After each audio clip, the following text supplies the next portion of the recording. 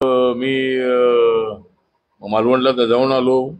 त्या ठिकाणी माननीय छत्रपती शिवाजी महाराजांचा पुतळा हा त्या ठिकाणी कोसळला आणि हवेमुळे कोसळला हे जरी खरं असलं तरी एवढ्या हवेमुळे तो पुतळा कोसळणं याचा अर्थ असा आहे की पुतळ्याचं काम बरोबर करण्यात आलं नव्हतं। पण तो चुकीच्या कलाकाराला पुतळा दिला तरी त्यांनी ते चांगलं काम केलं नाही। चांगलं काम केलं असतं तर कदाचित पुतळा पडला नसता।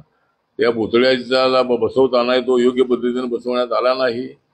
त्यामुळे या सगळ्या प्रकरणाची चौकशी करण्यासाठी माननीय मुख्यमंत्र्यांनी समिती नेमलेली आहे आणि पुतळा कसा असावा यासाठी अधिकाऱ्यांची समिती नेमलेली आहे। पण मी मुख्यमंत्र्यांना उद्या माझी त्यांच्याबरोबर त्यांना भेटणार आहे मी राष्ट्रपतीच्या कार्यक्रमामध्ये।